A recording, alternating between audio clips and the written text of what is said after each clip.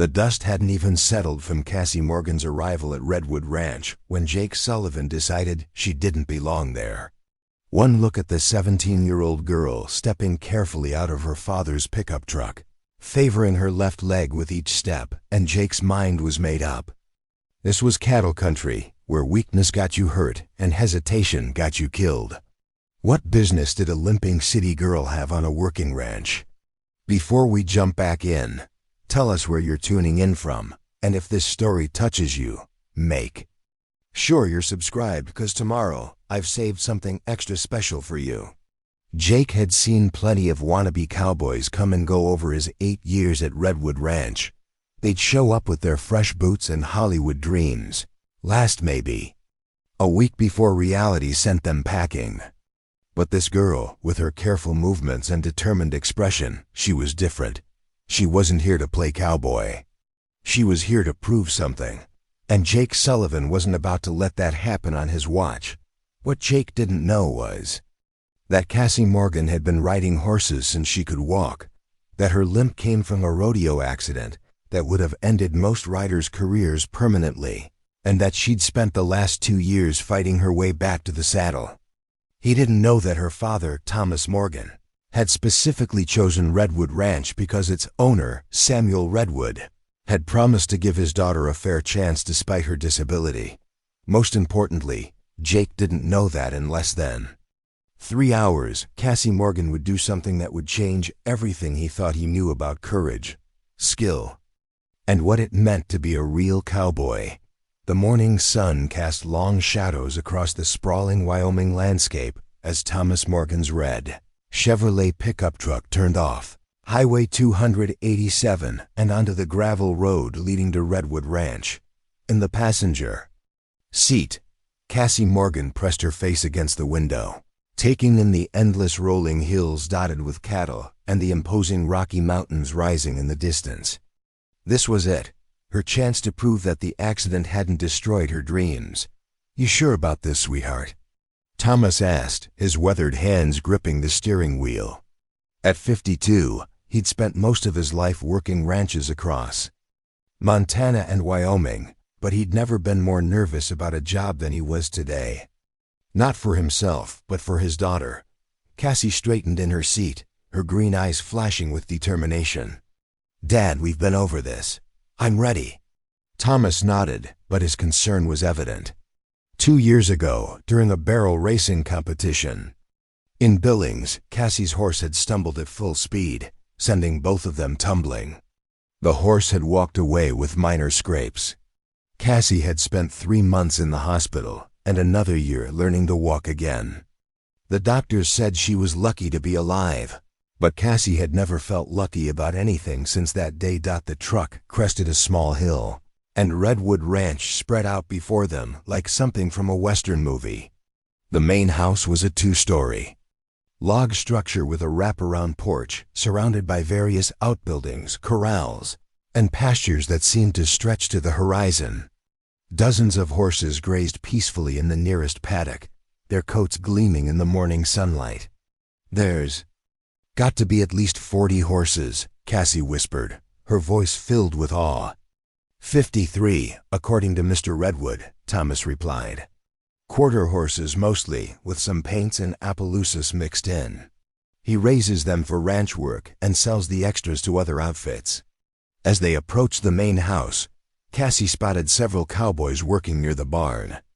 Even from a distance, she could tell they were the real deal, their movements efficient and purposeful, their clothes worn from actual work rather than fashion. These weren't the weekend warriors she'd encountered at some of the smaller ranches back in Montana. These were professionals. Thomas parked the truck near the main house, and they both climbed out.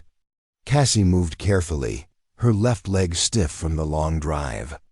She'd made remarkable progress in her recovery, but mornings were still difficult, and sitting in a truck for 4 hours hadn't helped. "Mr. Morgan."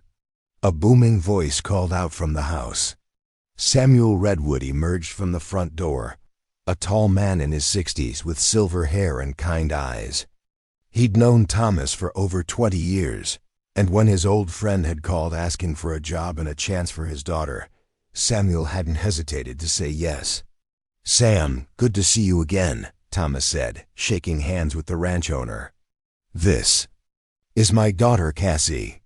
Samuel turned to Cassie with a warm smile. "Miss Morgan, your father told me a lot about you. Welcome to Redwood Ranch." "Thank you, Mr. Redwood," Cassie replied, shaking his hand firmly. "I appreciate the opportunity. Well, let's get you both settled in. Thomas, you'll be staying in the foreman's quarters behind the main house. Cassie, we've got a room ready for you in the bunkhouse with the other hands." As they talked, Cassie became aware of eyes watching her from across the yard. Near the barn, a group of cowboys had stopped their work to observe the newcomers. One in particular, a tall, lean man with dark hair and a perpetual scowl, seemed to be studying her with obvious disapproval. "That's Jake Sullivan," Samuel said quietly, following her gaze. "He's been with us for 8 years, knows more about horses than just about anyone. He's a good man, but he's particular about who he works with." Cassie nodded, understanding the unspoken message. Jake Sullivan had already decided she didn't belong here, and she hadn't even introduced herself yet. "The thing is," Samuel continued, "Jake's in charge of training our young horses. If you're going to work with the animals here, you'll need to earn his respect." "I understand," Cassie said, watching as Jake turned away and resumed his work with deliberate indifference.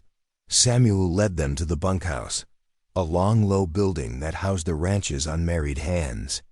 It was clean and well-maintained, with individual rooms and a common area where the cowboys could relax after long days in the saddle. "Most of the boys are out checking fences today," Samuel explained, "but you'll meet them at dinner. We eat together every night at 6 sharp.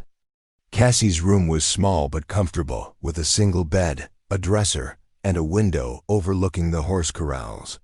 She set her duffel bag on the bed and looked out at the animals she'd come here to work with. Some were grazing peacefully, others were playing and running, their powerful bodies moving with grace and freedom that made her heart ache with longing.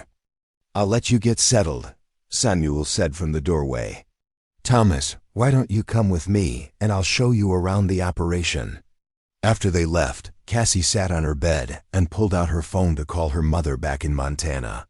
Linda Morgan had been against this move from the beginning, worried that her daughter was pushing herself too hard too fast. "Hi, Mom," Cassie said when Linda answered. "We made it safely. How are you feeling? Is your leg bothering you?" "I'm fine. The ranch is beautiful. There are so many horses here." "Cassie, promise me you'll be careful. You don't have to prove anything to anyone." "I have to prove it to myself," Cassie replied quietly. "I can't spend the rest of my life being afraid." After ending the call, Cassie decided to explore the ranch. She walked slowly toward the corrals, her limp more pronounced than usual due to the long drive. The horses nearest to the fence lifted their heads to watch her approach, their ears pricked forward with curiosity. "Hey there, beautiful," she whispered to a paint mare who came close to the fence. The horse stretched her neck forward, allowing Cassie to stroke her soft muzzle. "You're gorgeous. She's not for petting." Cassie turned to find Jake Sullivan approaching, his expression stern and unwelcoming. Up close, she could see he was probably in his late 20s, with piercing blue eyes and the kind of confident bearing that came from years of working with dangerous animals. "I'm sorry," Cassie said, pulling her hand back from the fence. "I didn't mean to." "This ain't a petting zoo," Jake interrupted. "These are working animals, and they don't need to be spoiled by tourists." "I'm not a tourist," Cassie replied, her voice calm despite the insult. "I'm here to work." Jake's eyes flicked to her leg, and his expression became even more skeptical. "Work doing what exactly? Mucking stalls? Because that's about all you're going to be capable of." The words stung, but Cassie had heard worse from doctors, physical therapists, and well-meaning family members over the past 2 years. She'd learned to let criticism roll off her back, but something about Jake's dismissive tone made her anger flare. "I've been riding since I was 3 years old," she said evenly. "I can handle myself around horses." "Used to ride," Jake corrected. Past tense. "Things change." "Not everything changes," Cassie shot back. Jake studied her for a long moment, and she could see him weighing his response. Finally, he shook his head. "Look, I don't know what your daddy told you about this place, but Redwood Ranch isn't a charity. We can't afford to babysit someone who's going to get hurt or get someone else hurt. I'm not asking to be babied." "Good, because you won't be." Jake turned to walk away, then paused. "Dinner's at 6. Try not to be late. We don't hold up the meal for anyone." As Jake walked away, Cassie felt a mixture of anger and determination burning in her chest. She'd expected skepticism, but she hadn't expected such outright hostility. Still, she understood where it came from. Ranch work was dangerous, and Jake was probably responsible for the safety of his crew. He saw her as a liability, and she couldn't really blame him for that. But she also couldn't let him be right. Preparing and narrating this story took us a lot of time, so if you are enjoying it, subscribe to our channel. It means a lot to us. Now back to the story. The paint mare had returned to the fence while Cassie was talking to Jake, and now she nickered softly, as if sensing the girl's distress. Cassie reached out again, this time more boldly, and scratched the horse behind the ears. "What's your name, pretty girl?" she whispered. "That's Bella," came a voice from behind her. Cassie turned to see a young cowboy approaching, maybe 25 years old, with sandy hair and a friendly smile. "She's one of Mr. Redwood's favorites." "I'm Cassie Morgan," she said, extending her hand. "Marcus Webb," the cowboy replied, shaking her hand. "Your dad's the new foreman, right? I heard you were coming. What else did you hear?" Marcus glanced around to make sure they were alone, then lowered his voice. "Well, Jake's been running his mouth about how we don't need any charity cases around here. But don't let him get to you. He's been here longer than most of us, and he thinks that gives him the right to decide who belongs and who doesn't." "He's not wrong about the dangers," Cassie said honestly. "I know I'm going to have to prove myself." "Maybe," Marcus said, "but you should know that Jake's got his own reasons for being extra careful. About 3 years ago, we had a college kid come work here for the summer. City boy, no experience with horses. Jake tried to keep him away from the animals, but the kid was stubborn. One day he decided to take one of the broncs for a ride without permission. What happened? Horse threw him. Kid landed wrong, broke his back. He's in a wheelchair now." Marcus's expression was grim. Jake blamed himself, said he should have been stricter. Ever since then, he's been real particular about who he lets near the horses. Cassie absorbed this information, understanding Jake's hostility in a new light. He wasn't just being cruel, he was trying to protect her, even if his methods were harsh. "Thanks for telling me," she said. "No problem. Just remember, Jake's bark is worse than his bite. Show him you can handle yourself, and he'll come around." As Marcus walked away, Cassie remained at the fence with Bella, thinking about the challenge ahead of her. She'd come to Redwood Ranch to prove she could still be a horsewoman despite her injury, but now she realized she had to prove something else too, that she wasn't the liability Jake thought she was. The afternoon passed slowly as Cassie explored the ranch, staying out of the way of the working cowboys. She visited the feed barn, the tack room, and the various corrals where horses were being trained or rested. Everything was well organized and professional, clearly the result of years of careful management. At 5:30, she made her way to the main house for dinner. The dining room was large and rustic, with a long wooden table that could seat at least 20 people. Tonight, there were about 15 cowboys present, ranging in age from early 20s to mid-50s. They were all clean and dressed in fresh clothes. Having washed up after their day's work, Samuel Redwood sat at the head of the table, with Thomas Morgan to his right. There was an empty chair next to her father, clearly meant for Cassie. She took her seat quietly, aware that most of the men were watching her with curiosity rather than hostility. "Gentlemen," Samuel said, "I'd like you to meet Cassie Morgan, Thomas's daughter. She'd be working with us here at the ranch." There was a chorus of polite greetings, and Cassie smiled and nodded to each man in turn. Jake Sullivan sat at the far end of the table, his attention focused on his plate. "What kind of work will you be doing?" asked an older cowboy named Pete. "Whatever needs doing," Cassie replied. "I'm here to learn and help however I can." "She's got experience with horses," Thomas added proudly. "Been riding since she was little." "That's good," Pete said. "We can always use another hand who knows their way around animals. Experience don't mean much if you can't stay in the saddle." Jake said without looking up from his food. An uncomfortable silence fell over the table. Samuel cleared his throat. "Jake, I think." "It's okay, Mr. Redwood," Cassie interrupted. "Jake's not wrong. Experience only matters if you can still do the job." Jake finally looked up, meeting her eyes across the table. "Exactly, and some jobs are too dangerous for people who can't handle them." "I agree," Cassie said calmly. "But I think I should be the one to decide what I can and can't handle. Not when your decision affects the safety of everyone else." The tension in the room was palpable. Several of the other cowboys shifted uncomfortably, clearly wishing they were somewhere else. Samuel opened his mouth to intervene, but Cassie spoke first. "You're right to be concerned," she said, surprising everyone, including Jake. "I know. I'm going to have to prove myself.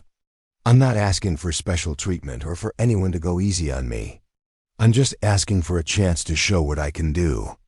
Jake studied her for a long moment, and she could see him reassessing her. Finally, he nodded slightly. "Fair enough. But you'll start with groundwork, mucking stalls, feeding, grooming. Nothing that involves getting on a horse until you've shown you can handle the basics." "That's reasonable," Cassie agreed. The rest of the dinner passed more pleasantly, with the cowboys sharing stories about their day and discussing plans for the rest of the week. Cassie listened carefully, learning about the ranch's operations and the personalities of the men she'd be working with. After dinner, she walked back to the bunkhouse with Marcus Webb and a few of the younger hands.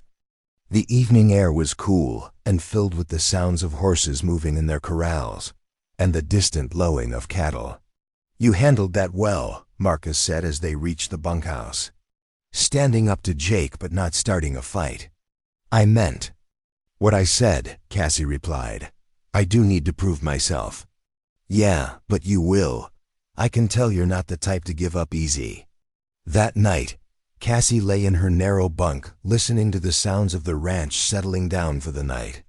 Through her window, she could see the silhouettes of horses moving in the moonlight, and she felt a deep longing to be out there with them instead of stuck inside recovering from a long day of walking. Her leg ached, a constant reminder of the accident that had changed everything. But as she drifted off to sleep, she thought about Bella's soft muzzle and the way the paint mare had seemed to understand her.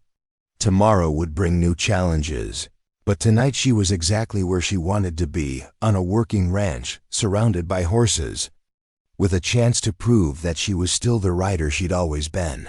The last thing she heard before sleep took her was the sound of a horse whinnying in the distance, as if calling to her across the darkness. Dawn broke over Redwood Ranch with the sharp clarity that only comes at high altitude. Cassie woke to the sound of boots on wooden floors and the low murmur of cowboys getting ready for another day of work. Her internal clock, still adjusting to ranch life, told her it was barely 5:30, but the bunkhouse was already stirring with activity. She dressed quickly in jeans, boots, and a long-sleeved shirt, then stepped outside to find the ranch already buzzing with purpose. Cowboys were scattered across the property, some heading toward the barn with halters and lead ropes, others checking water troughs and feed supplies. The air was crisp and clean, carrying the scent of hay and leather and something indefinable that spoke of wide-open spaces. "Morning, Cassie." Marcus Webb appeared beside her, carrying a steaming cup of coffee. "Coffee's in the main house kitchen. If you want some, Mrs. Rodriguez, she's the cook, she makes it strong enough to wake the dead." "Thanks," Cassie said, grateful for the friendly face. "What's the schedule like around here?" "Depends on what needs doing. Today Jake's got us working with the yearlings' basic ground training, getting them used to halters and leads. Nothing too exciting, but it's important work." Cassie nodded, understanding that this was exactly the kind of work Jake had relegated her to. She wasn't disappointed. She knew she had to start somewhere, and working with young horses would give her a chance to assess her own abilities without the pressure of riding. After grabbing coffee and a quick breakfast of eggs and bacon, Cassie made her way to the barn where Jake was already organizing the day's activities. He barely acknowledged her presence, instead focusing on the group of cowboys gathered around him. "Peterson, you take the bay colt in stall 12. He's been giving us trouble with the halter, so go slow. Williams, the sorrel filly, needs work on leading. She's got a tendency to pull. Webb, you're with the paint colt, and Rodriguez, take the black filly." He continued assigning horses and tasks, his voice crisp and professional. When he'd finished with the other cowboys, he turned to Cassie with an expression that suggested he'd rather be doing anything else. "Morgan, you're on stall cleaning duty. Start with the east side of the barn and work your way west. Wheelbarrows by the feed room, pitchforks hanging on the wall." "Yes, sir," Cassie replied, keeping her voice neutral despite the disappointment she felt. As the other cowboys headed off to collect their assigned horses, Cassie found the cleaning supplies and began her unglamorous task. Mucking stalls was hard physical work that required constant bending and lifting, but it was also familiar. She'd done plenty of barn work over the years, and she fell into the rhythm easily. The first few stalls went smoothly, but by the fourth one, her left leg was beginning to protest. The muscles were stiff and sore, and she could feel the weakness that the doctors had warned her about. She paused to rest, leaning against the pitchfork handle and watching the other cowboys work with their horses in the covered arena. Marcus was having success with his paint colt, a flashy black and white animal that seemed eager to please. The horse was learning to respond to gentle pressure on the halter, taking hesitant steps forward and backward on command. Peterson was having more trouble with his bay colt, which kept tossing its head and dancing away from the halter, but it was Jake's work that really caught Cassie's attention. He was in the arena with a spirited chestnut filly that looked like she'd never been handled before. The horse was nervous and skittish, her eyes wide with fear as she pressed herself against the far side of the round pen. Jake didn't rush her. Instead, he stood quietly in the center of the pen, holding a long lead rope loosely in his hands. He wasn't looking directly at the filly, wasn't making any sudden movements. He was simply being present, letting the horse get used to his presence without pressure. Slowly, almost imperceptibly, the filly began to relax. Her ears, which had been pinned back in fear, began to swivel forward. She took a tentative step away from the fence, then another. Jake still didn't move, didn't acknowledge her progress with any overt gesture. It took 20 minutes. But eventually the filly approached him, stretching her neck forward to sniff his outstretched hand. Only then did Jake slowly, gently stroke her neck and speak to her in a low, soothing voice. Cassie was mesmerized. She'd always considered herself a skilled horse trainer, but watching Jake work was like watching a master craftsman. He had an intuitive understanding of equine psychology that went beyond technique or training. It was almost a form of communication. Beautiful work, isn't it? Cassie turned to find Samuel Redwood standing behind her, also watching Jake with the filly. "He's incredible," she said honestly. "I've never seen anyone lead a horse like that." "Jake's got a gift," Samuel agreed. "Found him 8 years ago working at a ranch in Colorado. The owner there told me he was the best horse trainer he'd ever seen, bar none. Problem was, Jake had gotten crossways with the owner's son, and it was time for him to move on. What happened? The son was rough with the horses, thought you could force them to do what you wanted through fear and intimidation. Jake tried to teach him better, but the kid wouldn't listen. Finally, Jake saw him beating a horse with a crop, and that was the end of that. Cassie watched as Jake successfully placed the halter on the filly, his movements so smooth and natural that the horse barely seemed to notice. He really cares about them. More than anything, Samuel said. That's why he's so hard on people who work with the horses. He can't stand to see them mishandled or put in danger. The implication was clear. Jake saw Cassie as a potential threat to the horse's well-being, someone who might get hurt and cause an animal to be blamed for the accident. It was a sobering thought, but it also helped her understand his hostility. I should get back to work, she said, returning to her stall cleaning with renewed determination. The rest of the morning passed quickly. Cassie worked steadily through the stalls, taking breaks when her leg demanded it, but never stopping completely. By lunchtime, she'd cleaned 12 stalls and was feeling the satisfaction that comes from honest physical labor. Lunch was as simple affair: sandwiches and chips, eaten standing around the kitchen of the main house. The Cowboys discussed the morning's work, sharing successes and challenges with their assigned horses. Cassie listened quietly, learning about each animal's personality and training needs. The bay colt's starting to come around, Peterson reported. Still doesn't like the halter, but he's not fighting it as much. Give him time, Jake advised. Some horses just need longer to trust. Don't push him. What about the sorrel filly? Asked Williams. She's ready to start basic leading exercises. Take her out to the round pen this afternoon and work on stopping and starting. Keep the sessions short. She's got a lot of energy, but not much attention span. As the Cowboys finished their lunch and prepared to return to work, Jake approached Cassie. How many stalls did you finish? 12, she replied. He nodded, and she thought she detected a hint of approval in his expression. That's good work. This afternoon, you can help Peterson with the bay colt. Just observation. I want to see how you read horses. It wasn't much, but it was progress. Cassie tried not to let her excitement show as she followed Peterson to the barn to collect the bay colt. The horse was a beautiful animal, probably 2 years old, with a dark bay coat and intelligent eyes. But as Peterson approached with the halter, Cassie could see the tension in the horse's body language, the way he held his head high, the nervous energy in his movements. He's scared, she said quietly. Yeah, but he's got to learn, Peterson replied, moving toward the horse with the halter extended. The colt immediately backed away, pressing himself against the rear wall of the stall.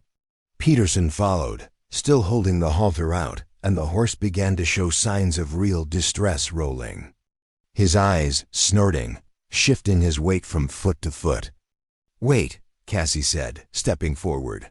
Let me try something. Peterson looked surprised but stepped back. Cassie entered the stall slowly, keeping her movements calm and deliberate. Instead of approaching the colt directly, she moved to one side, not making eye contact, not reaching toward him. What are you doing? Peterson asked. He's claustrophobic, Cassie explained softly. Look at how he's pressing against the back wall. He feels trapped. If we approach him head-on, we're blocking his escape route. She continued moving slowly around the stall, giving the colt plenty of space. Gradually, his tension began to ease. His head came down slightly, and he stopped shifting his weight so frantically. Now what? Peterson whispered. Now we wait, Cassie said. We let him approach us. It took 15 minutes, but eventually the colt took a step forward, then another. Cassie remained perfectly still, letting him investigate her on his own terms. When he finally stretched his neck forward to sniff her hand, she slowly reached up and stroked his neck. That's it, she murmured. Good boy. Nobody's going to hurt you. The colt relaxed further, allowing her to touch his face and ears. Only. Then did she slowly produce the halter, letting him examine it thoroughly before slipping it over his head. "I'll be damned," Peterson breathed. "How did you know to do that?" "I've seen it before," Cassie said, leading the now calm colt out of the stall. "Some horses just need more time and space to feel safe." They worked with the colt for another hour, teaching him to lead properly and respond to gentle pressure. Under Cassie's patient guidance, the horse made remarkable progress, transforming from a nervous, skittish animal into a willing partner.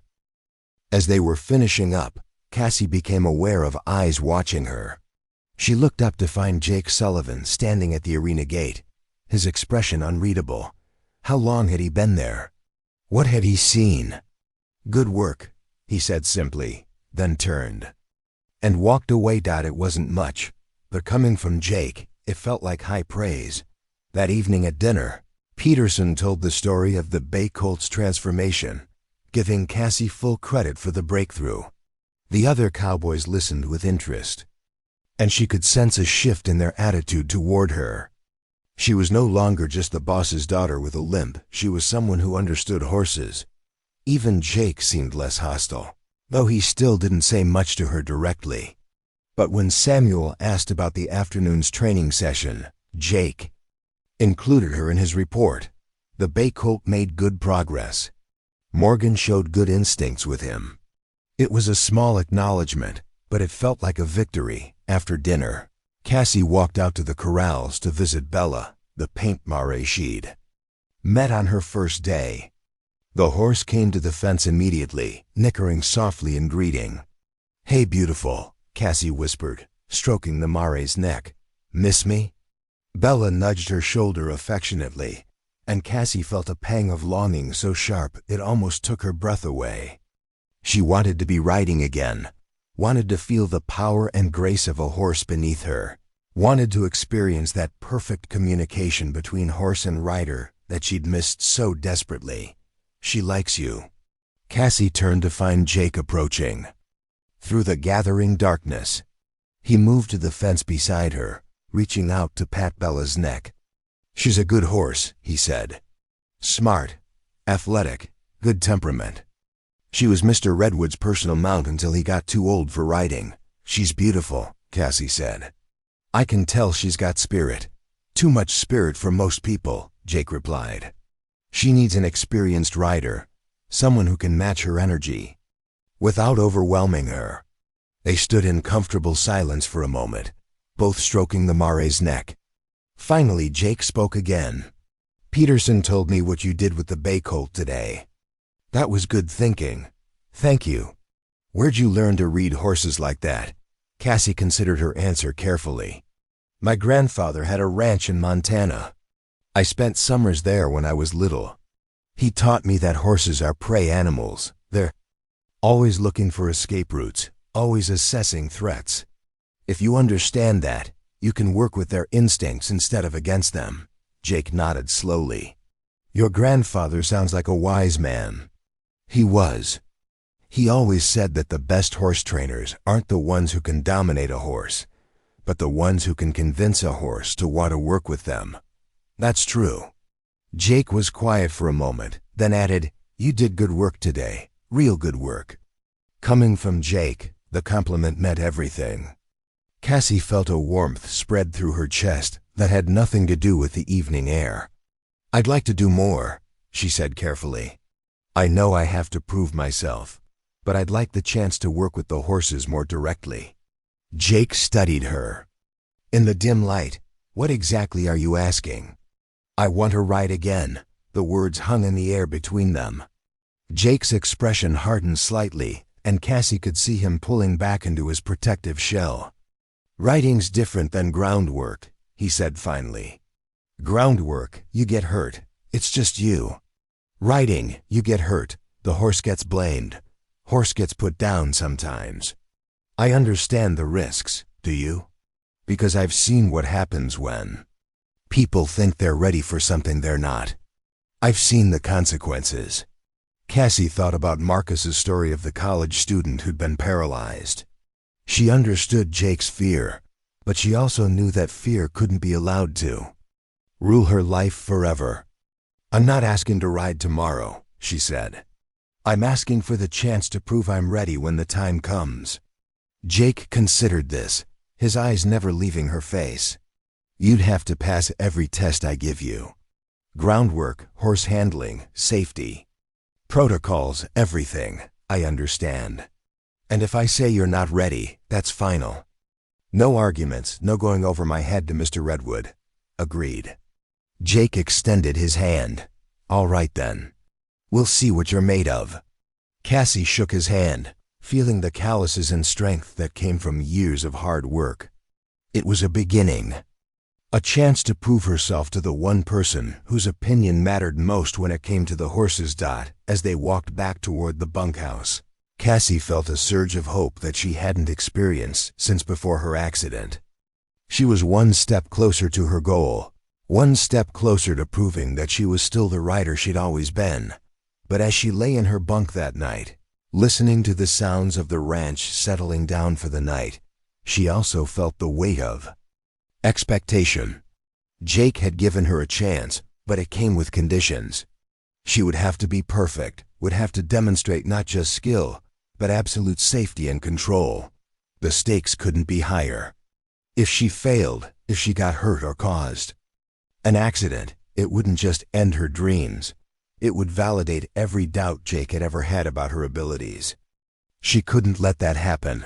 Through her window, she could see the horses moving in their corrals, dark shapes against the starlit sky.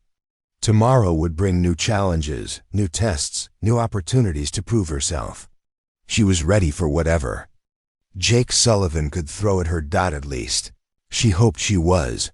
3 weeks into her stay at Redwood Ranch, Cassie had fallen into a routine that pushed her physical limits while feeding her soul.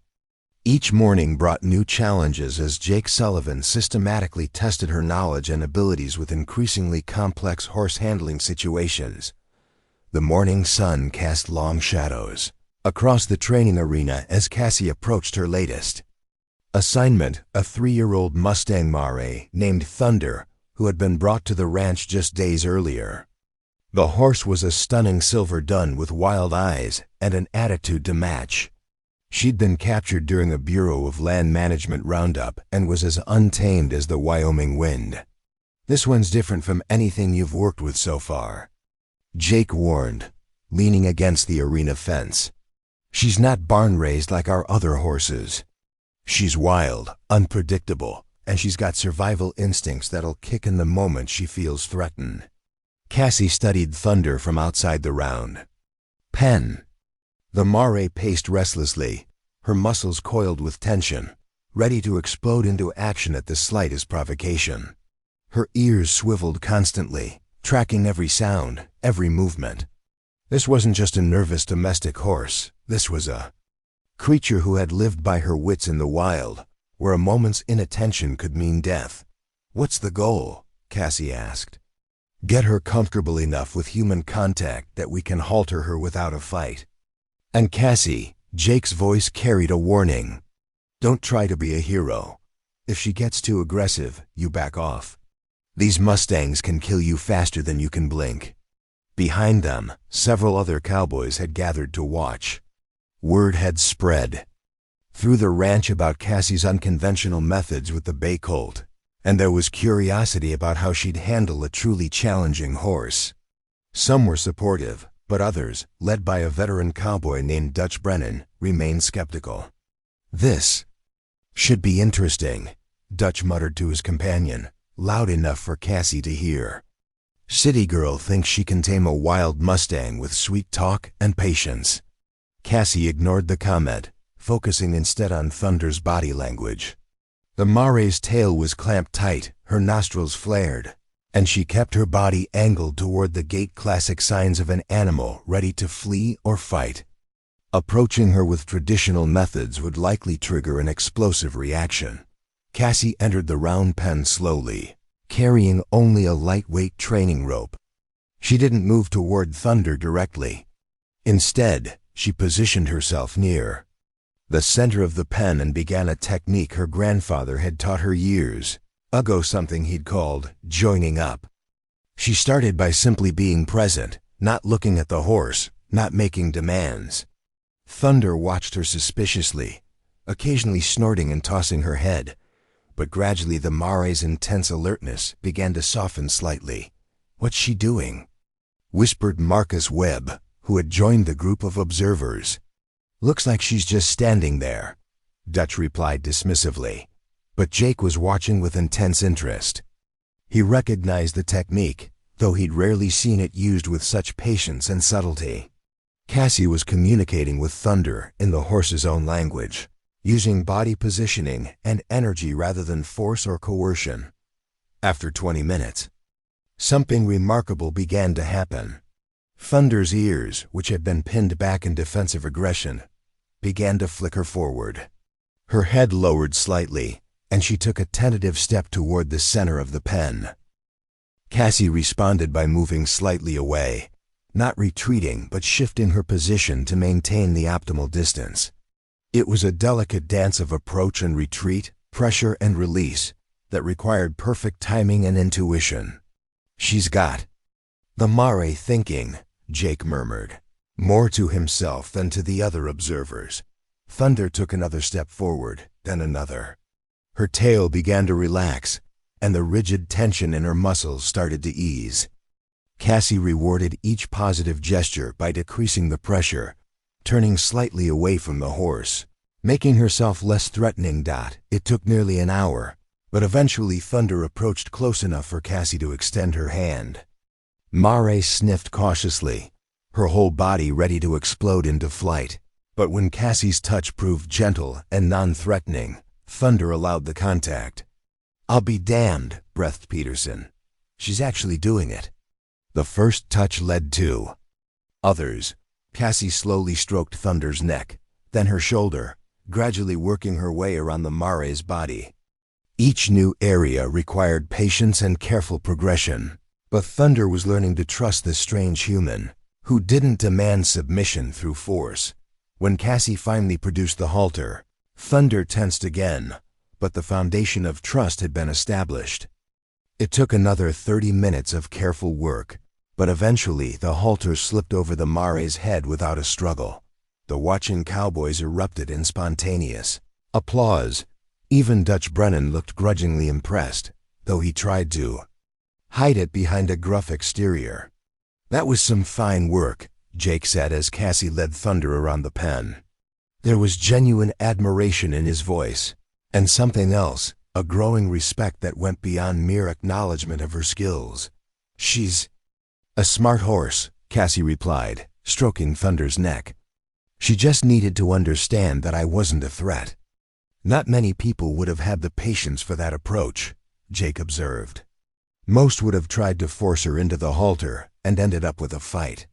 As Cassie worked with Thunder over the following days, word of her success spread beyond the ranch.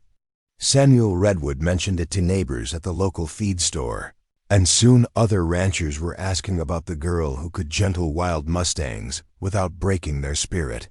But with growing recognition came growing pressure. Dutch Brennan, who had worked at Redwood Ranch for 12 years, began to resent the attention Cassie was receiving.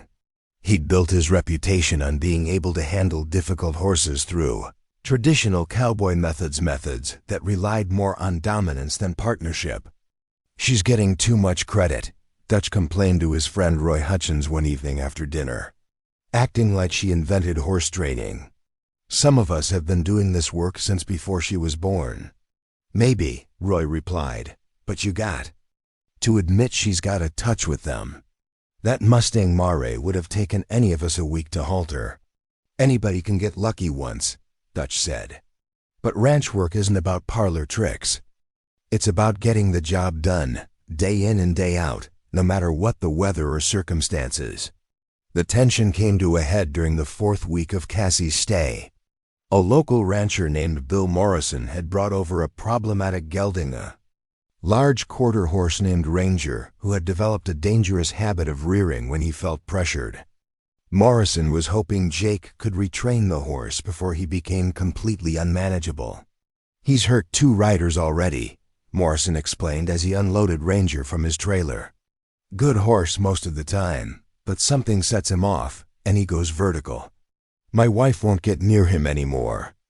Jake studied the big gelding, noting the intelligence in his eyes and the nervous energy in his movements. What triggers the rearing? Hard to say. Sometimes it's sudden movements, sometimes loud noises. Seems random, but there's got to be a pattern. Jake assigned the task to Dutch, who had the most experience with problem horses. But after 3 days of working with Ranger, Dutch had made little progress. The horse continued to rear unpredictably, and Dutch's frustration was growing. "Horse is just plain ornery," Dutch declared after another unsuccessful session. "Some animals are just bad, and this one's past saving." Cassie had been watching the sessions from a distance, and she'd noticed something that Dutch had missed. Ranger didn't rear randomly, he reared when he felt trapped or cornered. Dutch's approach was to work the horse in tight circles, using constant pressure to maintain control. But this was exactly what triggered Ranger's defensive response. That evening, she approached Jake with her observations. "I think Ranger's rearing because he feels claustrophobic. Every time he rears, it's when Dutch has him in a tight space with nowhere to go." Jake frowned. "Dutch has more experience with problem horses than anyone here." "I'm not criticizing Dutch," Cassie said carefully. "I'm just saying that maybe a different approach might work better." Jake considered this. He'd noticed the same pattern himself, but hadn't wanted to undermine Dutch's authority. "What would you do differently? Give him more space. Work him in the large arena instead of the round pen. Let him feel like he has escape routes, even when he doesn't really need them." It was a logical suggestion, but Jake hesitated. Giving Cassie a chance to work with Ranger would be seen as a vote of no confidence in Dutch, potentially creating serious friction among the crew. "Let me think about it," he said finally. The decision was made for him the next morning when Dutch lost his temper with Ranger. The horse had reared particularly violently, nearly striking Dutch with his front hooves, and the frustrated Cowboy had responded by yanking hard on the lead, rope and shouting. Ranger's reaction was immediate and terrifying. The horse reared again, higher this time, his eyes rolling white with panic. As he came down, his front hooves struck the ground inches from Dutch's feet. Other cowboys rushed to help, but Ranger was beyond reasoning, spinning and striking out at anything that moved. "Everybody back!" Jake shouted, moving to help Dutch escape the enraged horse Dot. It took 20 minutes to calm Ranger down, and when it was over, Dutch was shaken and angry. "That horse is dangerous," he declared. "Morrison should put him down before he kills somebody." Jake looked at the trembling horse, then at Cassie, who was standing nearby with concern written across her face. A decision crystallized in his mind. "Cassie, I want you to try your approach with him." Dutch's face flushed red. "You're putting her ahead of me?" "Jake, I've been working horses since that girl was in diapers." "And you've done good work," Jake replied evenly. "But sometimes fresh eyes see things differently. If Cassie can't help him, then we'll recommend that Morrison make other arrangements." The challenge was public now, witnessed by half the ranch crew. Dutch stalked off, muttering under his breath about favoritism and inexperience. The other cowboys watched with a mixture of anticipation and concern. If Cassie failed, it would vindicate Dutch's skepticism, but if she succeeded, it would cement her reputation as something special. Cassie felt the weight of expectation as she approached Ranger. The horse was still agitated from his confrontation with Dutch, his muscles trembling with residual adrenaline. She would have to be perfect. One mistake could result in serious injury or worse. She started by simply standing near the horse's stall, not approaching directly, just being present. Ranger watched her suspiciously, but he didn't show the immediate defensive posturing he displayed with Dutch. "Easy, boy," she murmured, her voice low and soothing. "Nobody's going to hurt you." Slowly, over the course of an hour, she worked her way closer to Ranger. When she finally entered his stall, she moved with deliberate calm, keeping her energy low and non-threatening.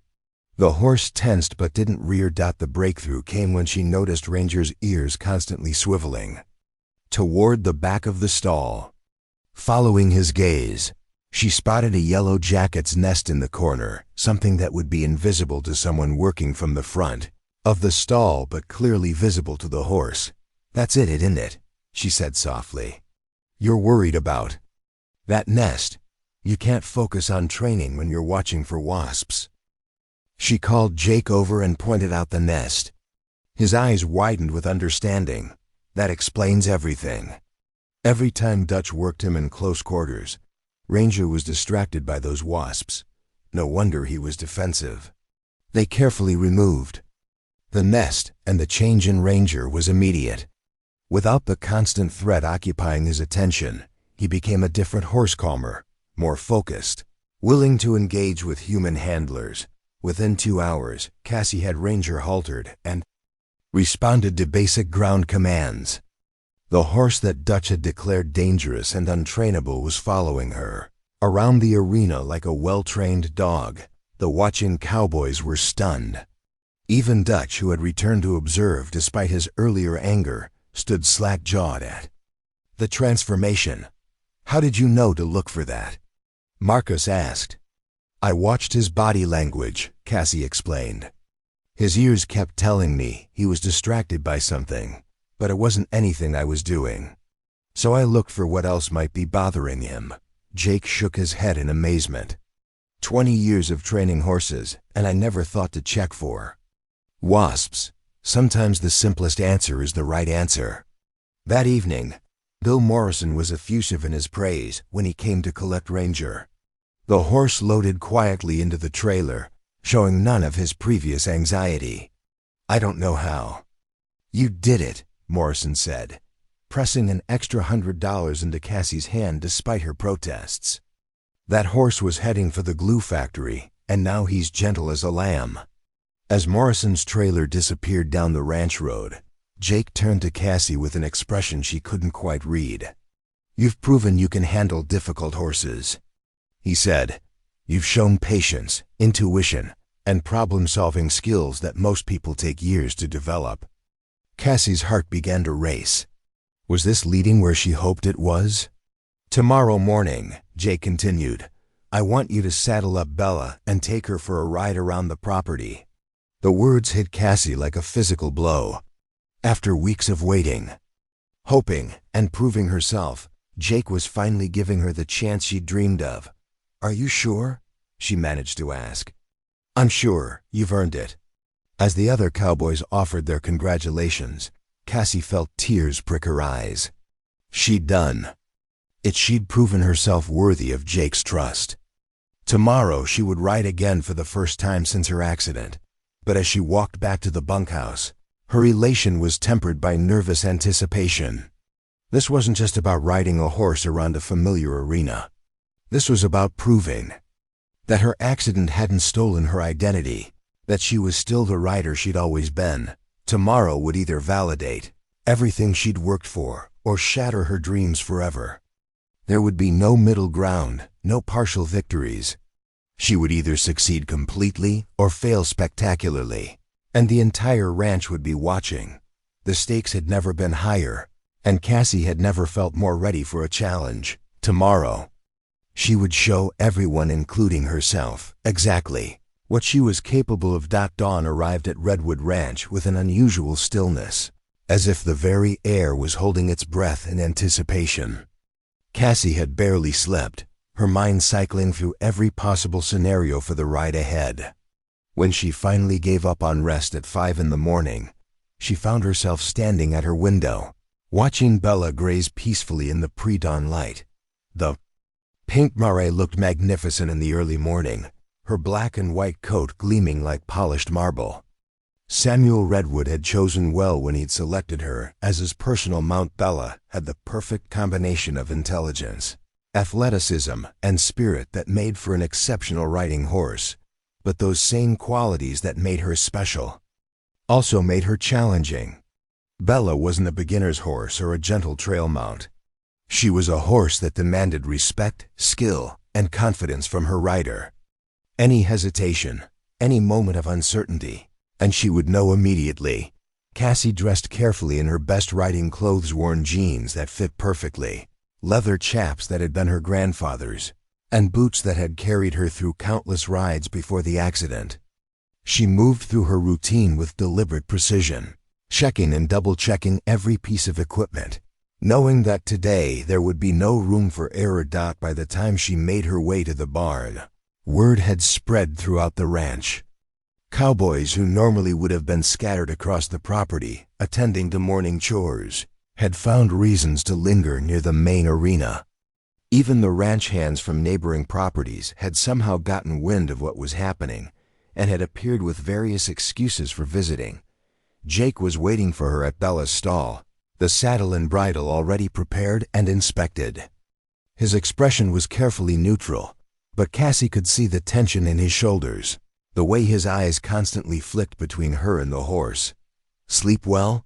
he asked, though they both knew the answer.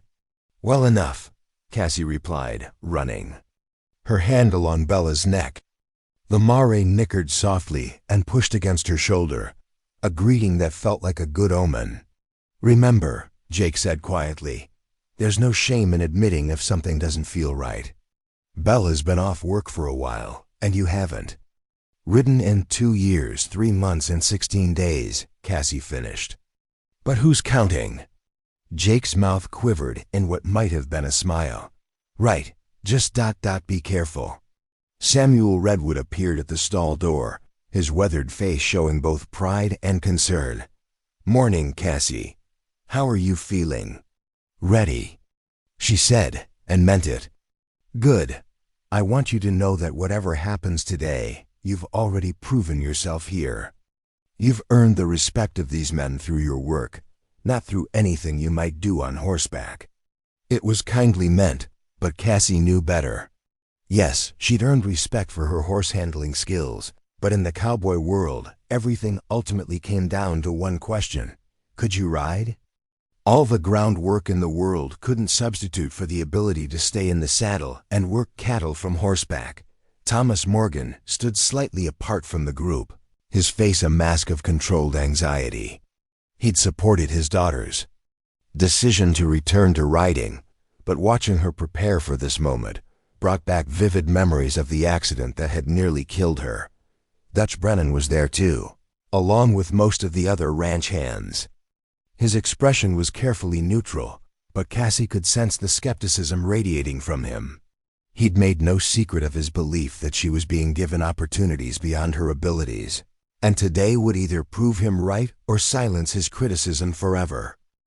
Cassie began her preparation with the same methodical approach she'd used for ground training. She groomed Bella thoroughly, checking every inch of the mare's body for cuts, swelling, or sensitivity. She examined each hoof, ran her hands down each leg, and spent extra time around the saddle area to ensure there were no sore spots that might cause problems. Bella stood patiently for the grooming, occasionally turning her head to nuzzle Cassie's shoulder.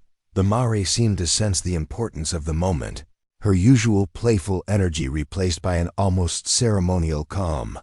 The saddle went on smoothly, Bella accepting the familiar weight without resistance. Cassie checked the cinch 3 times, ensuring it was snug but not too tight. She adjusted the stirrups to accommodate her slight change in leg length since the accident, a reminder of how much her body had changed. The bridle was the final piece, and as Cassie slipped the bit into Bella's mouth, she felt a surge of emotion so strong it nearly overwhelmed her. This simple act, bridling a horse, had once been as natural as breathing. Now it felt like reclaiming a piece of her soul that had been lost. "Time to go," Jake said softly. Cassie led Bella out of the barn and toward the main arena, where a sizable crowd had gathered. Word had traveled faster than she'd expected, and it seemed like half the county had found reasons to be at Redwood Ranch this morning. Among the faces, she spotted Bill Morrison, the rancher whose horse Ranger she'd helped retrain. There were other neighboring ranchers too, men and women who'd heard stories about the girl who could gentle wild horses and wanted to see if she could actually ride. The pressure was immense, But as Cassie looked at Bella's calm, intelligent eyes, she felt her nerves settle. This wasn't about proving anything to the crowd. This was about the partnership between horse and rider, the ancient dance that had defined her life since childhood.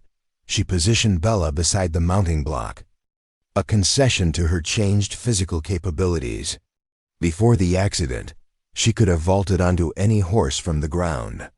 Now, she needed the extra height to compensate for her reduced flexibility. As she prepared to mount, Cassie noticed the absolute silence that had fallen over the arena. Even the horses in nearby corrals seemed to sense the gravity of the moment. Standing with their heads raised and ears pricked forward, she placed her left foot in the stirrup, grasped the saddle horn, and in one smooth motion, swung her right leg over Bella's back. The sensation of being on horseback again hit her like a physical shock. The height, the power of the animal beneath her, the feeling of connection that she'd missed more than breathing. Bella stood perfectly still as Cassie adjusted her seat and found her stirrups. The mare seemed to understand that her rider needed a moment to reacquaint herself with the feeling of being in the saddle. "How does it feel?" Jake called from the gate. "Like coming home," Cassie replied, and the words were truer than anything she'd ever said. She asked Bella to walk forward with a gentle squeeze of her legs, and the mare responded immediately, moving into a smooth, ground-covering walk that showcased her natural athleticism. They circled the arena once, twice, 3 times, Cassie gradually relaxing into the rhythm of Bella's movement. The watching crowd remained silent, sensing that this was just the beginning. Walking was one thing, but real riding required more than basic forward motion. Cassie asked for a trot, and Bella responded with enthusiasm, moving into a floating, cadenced gait that demonstrated why she'd been Samuel's favorite mount. Cassie rose and sat with the trot, her body remembering the timing even after 2 years away from the saddle. "She looks good," Marcus Webb whispered to Peterson. "Really good." But Dutch Brennan wasn't impressed yet. "Walking and trotting in an arena is one thing," he muttered. "Let's see how she handles something with some spirit." As if she'd heard his comment, Cassie asked Bella for a canter. The mare eagerly obliged, moving into a smooth, rocking horse gait that covered ground with deceptive speed. Cassie sat deep in the saddle, her hands quiet on the reins, her body moving in perfect harmony with the horse's motion. They cantered around the arena several times, changing leads and directions with smooth, barely visible cues. Bella was clearly enjoying herself, her ears pricked forward, her tail flowing behind her like a banner. But the real test was yet to come. In the center of the arena, Jake had set up a series of obstacles, barrels to weave through, low jumps to navigate, and tight turns that would challenge both horse and rider. It was the kind of course that separated competent riders from truly skilled ones. Cassie guided Bella toward the first barrel, asking for a collected canter that would allow for precise maneuvering. The mare responded beautifully, her body coiled like a spring as she rounded each barrel in perfect rhythm. The crowd's silence gave way to murmurs of appreciation as horse and rider flowed through the course with grace and precision. Cassie's leg might be damaged, but her seat was rock solid, her hands steady and quiet on the reins. "Damn," breathed Dutch Brennan, his skepticism finally cracking. "Look at her go." But Cassie wasn't finished. As they completed the barrel pattern, she spotted something that made her heart race with excitement and terror in equal measure. At the far end of the arena, Samuel had opened the gate that led to the open pasture beyond. Without conscious thought, Cassie aimed Bella toward the gate. The mare felt the change in her rider's energy and responded by lengthening her stride, moving from a controlled canter into a ground-eating gallop. "What is she doing?" Thomas Morgan called out in alarm. They burst through the gate and into the open pasture, Bella's hooves thundering against the hard-packed earth. Cassie leaned forward in the saddle, her body moving in perfect sync with the mare's powerful stride. This was what she'd missed most, the feeling of speed and freedom that came from galloping across open ground. Bella was flying now, her muscles bunching and releasing with each stride, her mane whipping in the wind. Cassie felt tears streaming down her face, but they were tears of joy, not fear. She was back. She was really, truly back. They galloped across the pasture toward a line of low hills in the distance, horse and rider moving as one entity. The watching crowd had moved to the fence line, some cheering, others holding their breath as they witnessed something magical. "She's not just riding," Jake said quietly to Samuel. "She's flying." At the far end of the pasture, Cassie finally asked Bella to slow down. The Mare responded reluctantly, clearly enjoying the run as much as her rider. They turned and began the journey back toward the arena, moving at an easy lope that covered ground efficiently without straying out as they approached. The gate, Cassie could see the faces of the watching crowd, expressions of awe, respect, and in some cases, pure disbelief. These were people who'd spent their lives around horses, and they recognized genuine riding skill when they saw it. She brought Bella back into the arena and asked for a halt in the center. Directly in front of Jake, the Mare stopped squarely. Her breathing elevated from the gallop, but her demeanor calm and controlled. The silence stretched for several heartbeats before erupting into spontaneous applause. Cowboys who'd been skeptical just minutes before were clapping and whistling their approval. Even Dutch Brennan was nodding his head in grudging admiration. "Well," Jake said, his voice carefully controlled, "I guess that answers any questions about your riding ability." Cassie dismounted slowly, her legs unsteady not from fear but from the overwhelming emotion of the moment. She'd done it. She'd proven that the accident hadn't stolen her identity, that she was still the rider she'd always been. Bella nuzzled her shoulder affectionately, and Cassie buried her face in the Mare's neck, overwhelmed by gratitude for the horse that had carried her back to herself. "That was some riding," Samuel said, approaching with a broad smile. "Some of the finest horsemanship I've seen in 40 years of ranching." The crowd began to disperse, cowboys returning to their interrupted chores with new respect for the girl they'd initially dismissed. But several of the visiting ranchers lingered, clearly interested in discussing potential opportunities. "Miss Morgan," Bill Morrison called out, "if you're ever looking for work, I'd be honored to have you on my outfit." Similar offers came from other ranchers, each recognizing that they'd witnessed something special. Word would spread quickly through the ranching community about the girl who could ride like the wind despite her disability. But as the excitement died down and the crowd thinned, Cassie found herself alone with Jake beside Bella's stall. The Mare was contentedly munching hay, seemingly unaffected by the morning's drama. "You know," Jake said quietly, "when you first arrived here, I thought you were going to get someone hurt. I thought you were a liability, someone who didn't understand the dangers involved in working with horses." "You weren't wrong to be concerned," Cassie replied. "I had to prove to myself as much as to you that I could still do this." "Well, you proved it beyond any doubt, that ride. That was something special. That was the kind of riding that reminds people why they fell in love with horses in the first place." Jake paused, seeming to weigh his words carefully. "I'd like to offer you a permanent position here at Redwood Ranch, head trainer for our young horses, working directly under me. It's a big responsibility, but after what I saw today, I think you're ready for it." Cassie felt her heart soar. A permanent position at one of the region's most respected ranches, working with horses every day, using the skills she'd thought she'd lost forever. It was everything she'd dreamed of and more. "I accept," she said without hesitation. That evening, the ranch celebrated with a barbecue that seemed to include half the county. Stories were told and retold about Cassie's spectacular ride, each telling adding new details and embellishments. But the core truth remained unchanged. She had silenced every doubt and proven that skill, determination, and heart could overcome any obstacle.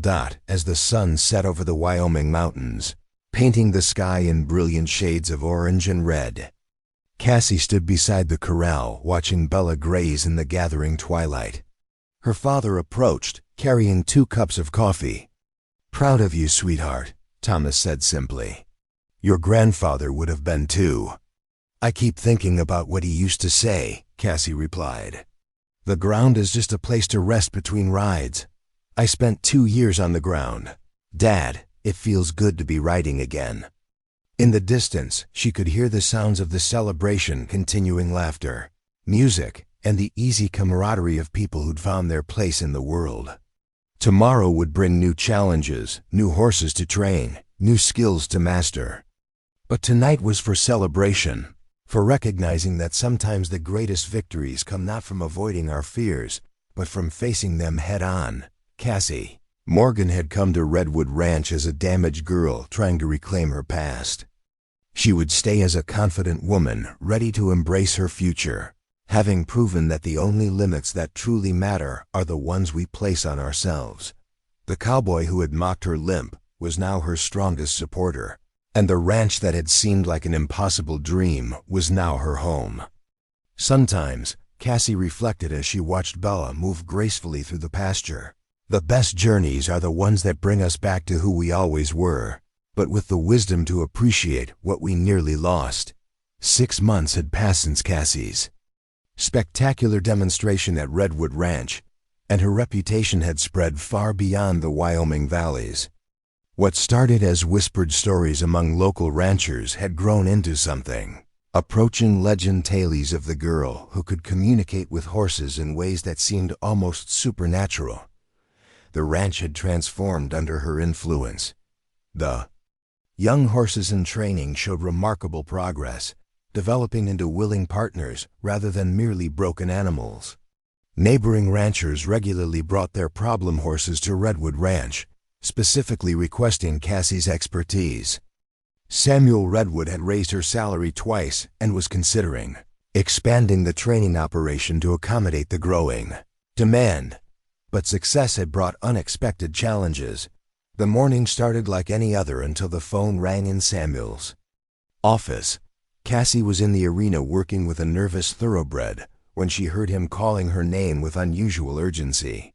"Cassie, you need to take this call." She handed the thoroughbred's lead rope to Marcus and jogged to the office where Samuel held out the phone with an expression that mixed excitement and concern. "Miss Morgan? This is Victoria Ashford from Ashford Equestrian Center in Colorado." The voice was crisp, professional, and carried an unmistakable air of authority. "I've been hearing remarkable things about your work with difficult horses." Cassie recognized the name immediately.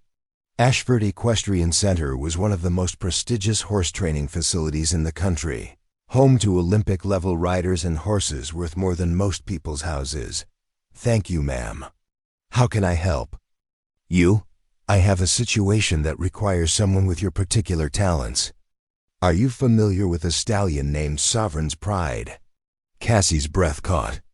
Every serious horseperson knew about Sovereign's Pride, a magnificent black thoroughbred stallion, worth over $2 million who had been destined for greatness.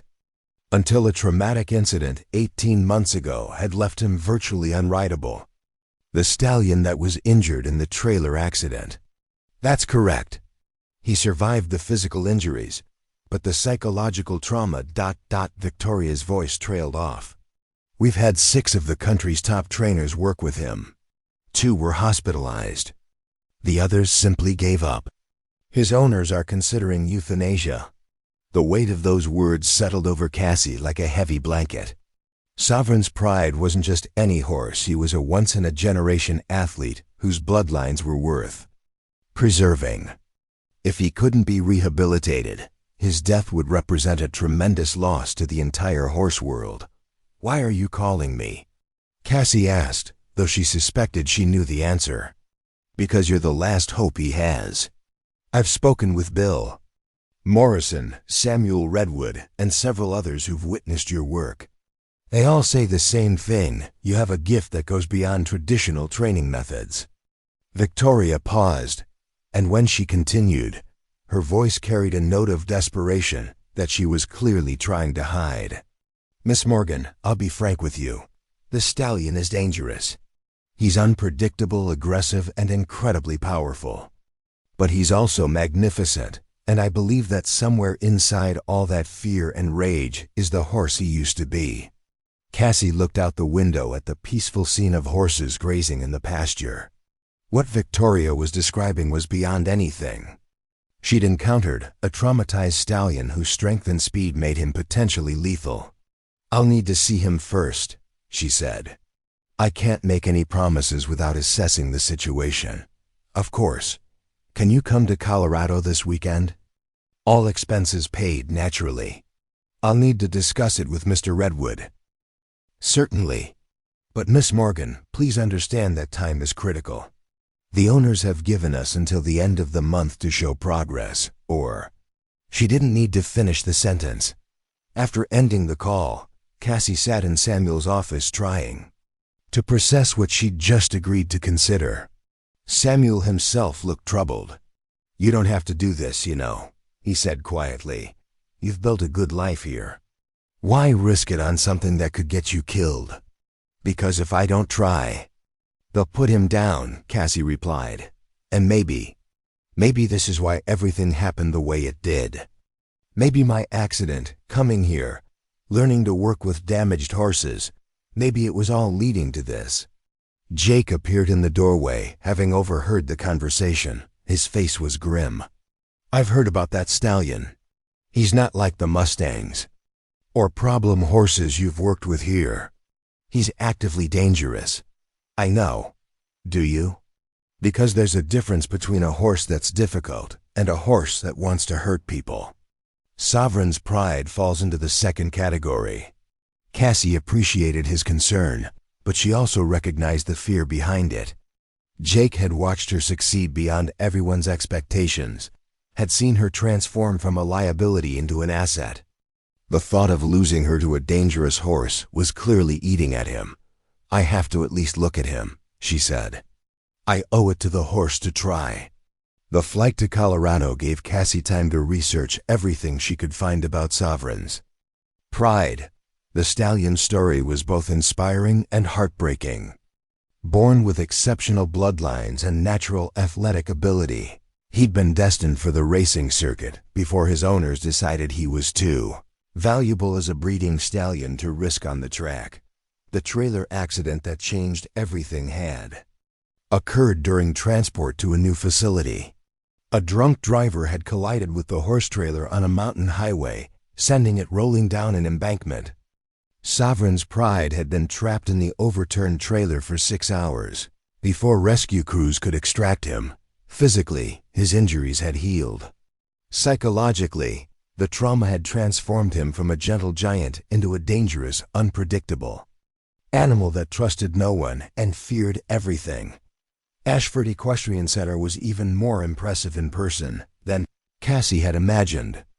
Sprawling across hundreds of acres of pristine Colorado landscape, it featured state-of-the-art facilities that looked more like a luxury resort than a working ranch. Victoria Ashford met her at the main office, a tall, elegant woman in her 50s, whose bearing spoke of decades in the upper echelons of the horse world.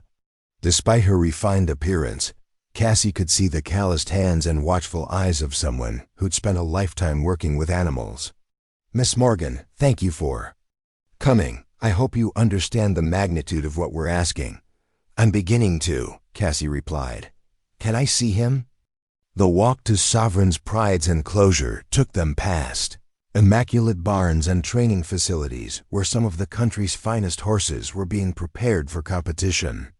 But as they approached the far end of the property, the atmosphere changed. The stallion's quarters were separated from the main facility by several hundred yards and surrounded by double fencing. Warning signs posted every few feet made it clear that this was not a horse to be approached casually. Cassie's first glimpse of Sovereign's Pride took her breath away. Even in his damaged state, he was magnificent. 17 hands of gleaming black muscle and barely contained power. But his eyes told the real story. Where there should have been intelligence and curiosity, she saw only fear and rage. The stallion was pacing his enclosure like a caged lion, his movements sharp and agitated. When he noticed their approach, he stopped and fixed them with a stare that sent chills down Cassie's spine. "He's been like this since the accident," Victoria explained. "Some days are worse than others, but he never truly relaxes. The veterinarians say there's nothing physically wrong with him anymore, but psychologically, he's trapped in that trailer," Cassie said quietly. "In his mind, he's still trapped and waiting for the next impact." Victoria looked at her sharply. "That's exactly what Dr. Patterson said, our equine psychologist." "How did you know?" "I recognized the signs. I felt that way myself." They spent an hour observing Sovereign's Pride from a safe distance. Cassie watched his body language, noted the patterns in his movement, tried to understand what was happening. In his mind, the stallion's trauma was profound, but she could see glimpses of the horse he'd once been, moments when his natural curiosity overcame his fear, when intelligence flickered in his eyes before being overwhelmed by panic. "What do you think?" Victoria asked as they walked back to the main office. "I think he's savable," Cassie said carefully. "But it's going to take time, patience, and a completely different approach than anything that's been tried before." "What kind of approach?" "We can't force him to trust us. We have to let him choose to trust us. And that means accepting that progress might be measured in inches rather than miles." Victoria nodded slowly. "The owners aren't known for their patience. Then we'll have to change their expectations." The meeting with Sovereign's Pride's owners took place that evening in the center's elegant conference room. Richard and Margaret Thornfield were exactly what Cassie had expected: wealthy, influential people accustomed to getting results through the application of money and pressure. "Miss Morgan," Richard began without preamble, "we've invested considerable resources in attempting to rehabilitate this animal. What makes you think you can succeed where others have failed?" "I don't know that I can," Cassie replied honestly. "But I understand what it's like to be trapped by trauma, to feel like the world has become a dangerous place where you can't trust anyone." Margaret leaned forward. "You're talking about the horse as if he's human. In terms of emotional response to trauma, the differences aren't as great as you might think. Horses are prey animals. Their survival depends on being able to assess and respond to threats. When that system becomes damaged by trauma, it affects everything they do." Richard's expression was skeptical. "Previous trainers have told us similar things. They've all failed because they've been trying to fix his behavior instead of addressing the underlying trauma," Cassie said.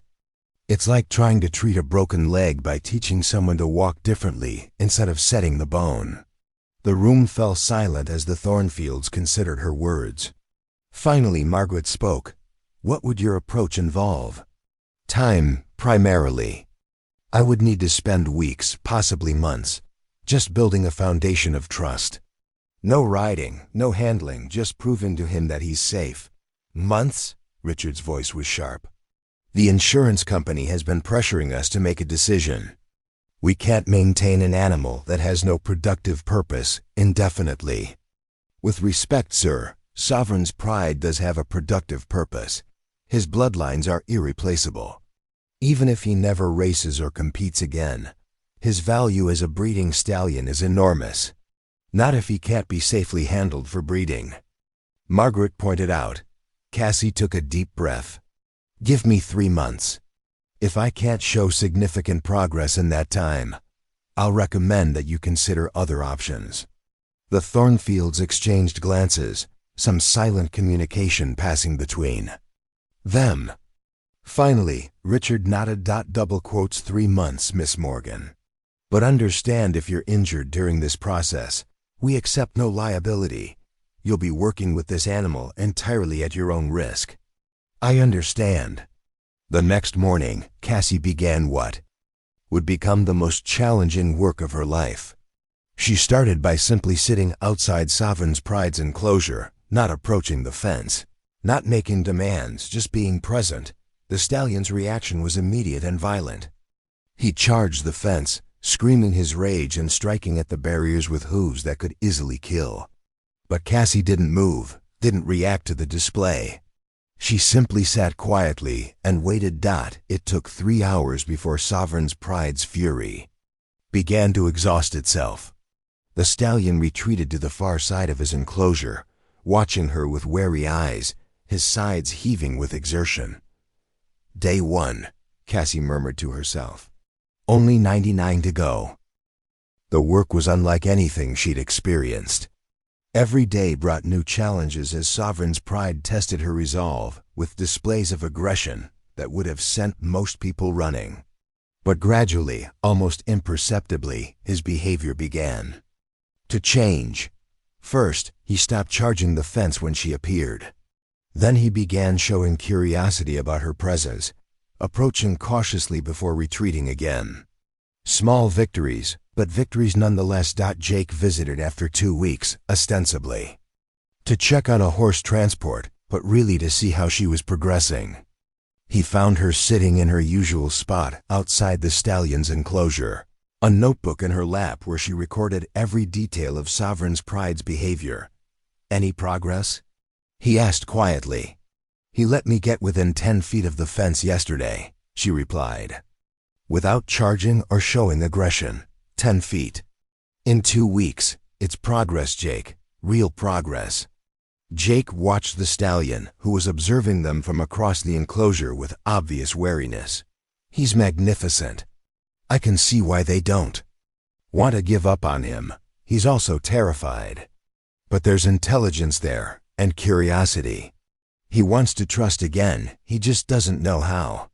As they talked, Sovereign's Pride did something unprecedented.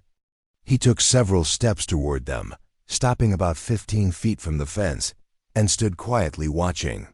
It was the closest he'd voluntarily come to humans since his arrival at the center.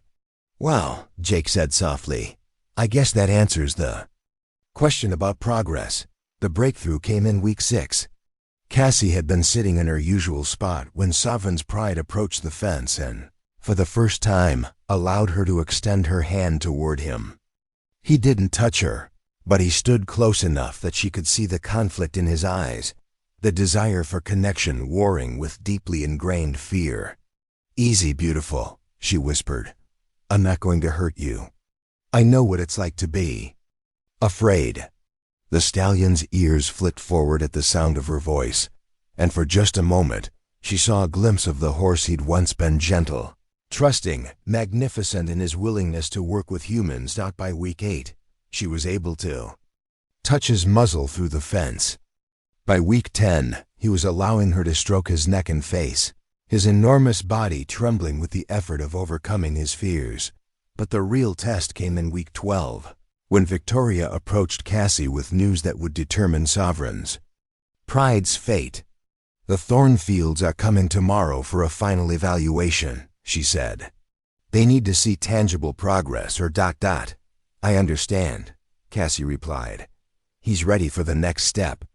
The next morning, with the Thornfields, Victoria, and several other observers watching, Cassie did something that no one had attempted in 18 months. She opened the gate to Sovereign's Pride's enclosure and stepped inside.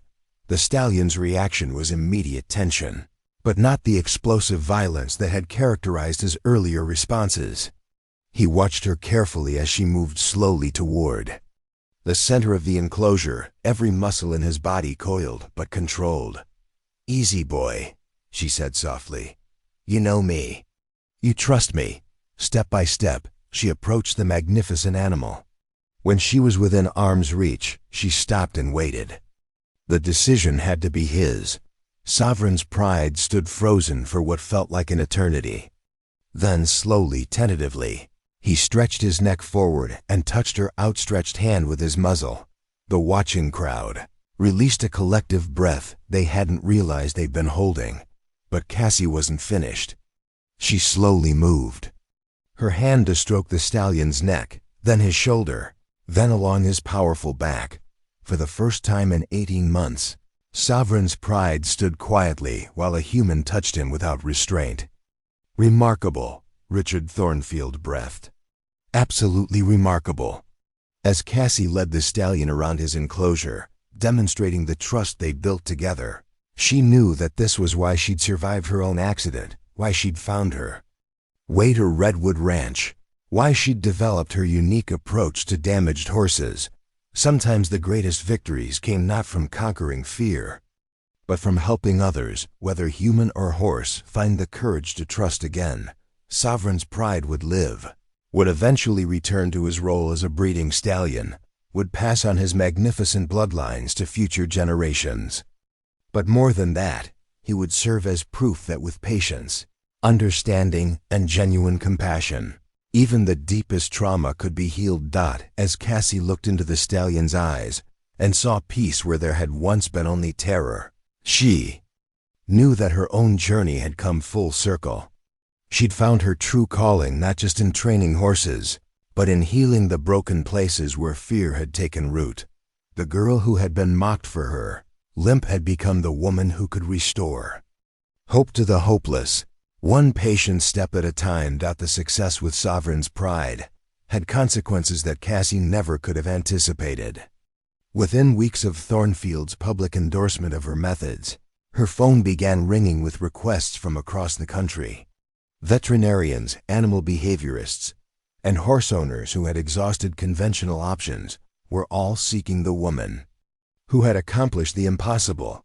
But fame brought its own set of challenges. The morning that would change everything started with a knock on the door of her small apartment at Redwood Ranch. Jake stood outside, holding a newspaper with an expression that mixed pride and concern. "You need to see this," he said, handing her the Denver Post. The headline read, "Wyoming Horse Whisperer Saves $1 Million Stallion." Below it was a photograph of Cassie working with Sovereign's pride, and a detailed article that painted her as something approaching a miracle worker. "Horse Whisperer," Cassie read aloud with a grimace. "That's not what I do." "Maybe not, but that's what they're calling you," Jake replied. "And it's bringing attention you might not want." He was right. By noon, 3 different television producers had called requesting interviews. A publisher wanted to discuss a book deal. Most concerning of all, a Hollywood agent had reached out about potential movie rights to her story. "I just want to work with horses," Cassie confided to Samuel that evening. "I didn't ask for all this attention." "Fame is a double-edged sword," the old rancher replied wisely. "It can open doors, but it can also trap you in expectations that have nothing to do with who you really are." Samuel's words proved prophetic when Dr. Elizabeth Chun arrived at the ranch the following week. A renowned animal behaviorist from UK Davis, Dr. Chun had driven from California specifically to observe Cassie's methods. "I've reviewed every piece of documentation about your work with Sovereign's pride," Dr. Chun said as they walked toward the training arena. "What you accomplished shouldn't have been possible using conventional understanding of equine psychology." "I don't follow conventional understanding," Cassie replied. "I follow what the horses tell me." Dr. Chun's expression suggested she found this answer less than satisfying.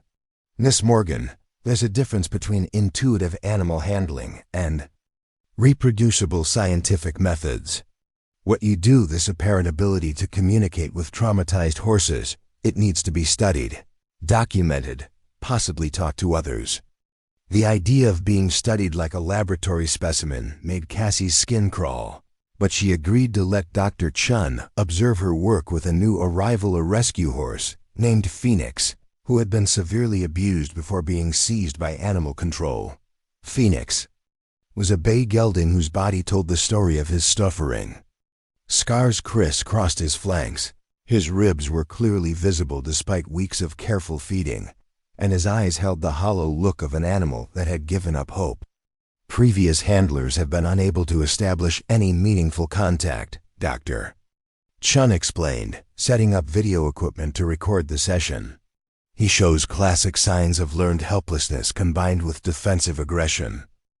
Cassie barely listened to the clinical description. She was focused entirely on Phoenix, reading the subtle signs that told her more than any psychological profile could.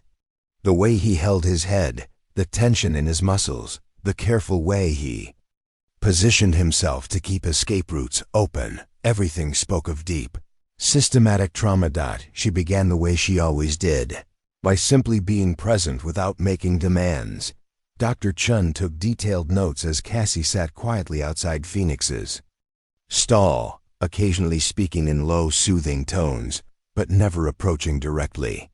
"What exactly are you doing?" Dr. Chun asked after an hour of apparent inactivity. "I'm letting him know I'm not a threat," Cassie explained. "He's been hurt so badly that any approach, any movement toward him, triggers panic. First, he has to learn that my presence doesn't automatically mean pain." "But surely there are more efficient methods." "Efficient for whom?" Cassie interrupted gently. "Maybe faster methods would satisfy human timelines, but they wouldn't serve Phoenix. He sets the pace, not me." It took 3 days before Phoenix allowed Cassie within 10 feet of his stall without showing signs of distress. Dr. Chun documented every interaction, but Cassie could sense the scientist's growing frustration with the apparent lack of progress. "In laboratory settings, we can achieve baseline comfort responses much more quickly using systematic desensitization protocols," Dr. Chun observed. "This isn't a laboratory," Cassie replied. "This is real life, and Phoenix isn't a research subject. He's a living being who's been through hell." The breakthrough came on the 4th day. Cassie was sitting in her usual spot when Phoenix did something unprecedented. He approached the front of his stall and extended his muzzle toward her. The movement was hesitant, fearful, but it represented a monumental leap of faith for an animal that had learned to expect only cruelty from humans. Dr. Chen's cameras captured the moment, but Cassie was barely aware of the documentation. All her attention was focused on Phoenix, on the incredible courage it had taken for him to reach out, despite everything he'd endured. "Hey, beautiful boy," she whispered, slowly extending her hand. "I see you. I see how brave you're being." Phoenix touched her fingers with his muzzle, a contact so brief it lasted less than a second, but it marked the beginning of his journey back to trust.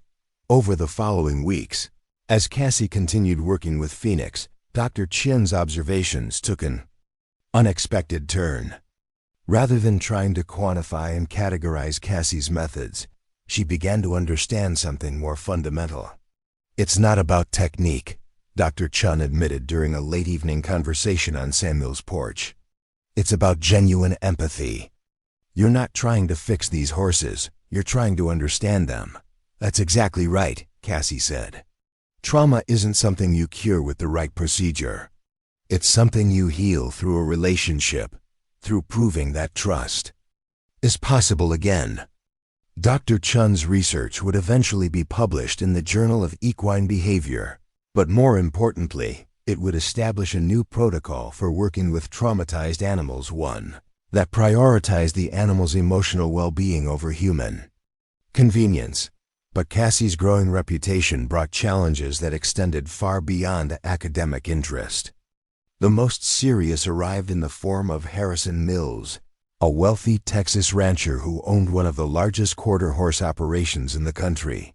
Mills arrived at Redwood Ranch in a convoy of black SUVs, accompanied by an entourage that included his personal veterinarian, his head trainer, and what appeared to be a small army of assistants. "Miss Morgan," Mills announced without preamble, "I have a proposition for you." He was a large man with an expensive suit and the kind of confidence that came from never hearing the word no. His proposition was as bold as his entrance. He wanted to hire Cassie exclusively, offering her a salary that was more than the entire annual budget of Redwood Ranch. "I'm building a new facility specifically designed around your methods," Mills explained, showing her architectural plans on his tablet. "State-of-the-art everything, unlimited budget, complete autonomy in your training decisions." The offer was staggering, but something about Mills set Cassie's teeth on edge. His enthusiasm seemed focused more on the prestige of owning the famous horse whisperer than on genuine concern for animal welfare. "It's a generous offer, Mr. Mills, but I'm happy where I am." Mill's smile never wavered, but his eyes hardened slightly. "Miss Morgan, I think you misunderstand the scope of what I'm offering. This isn't just a job, it's a chance to build a legacy, to establish your methods on a scale that could influence the entire industry." "My methods aren't about scale," Cassie replied.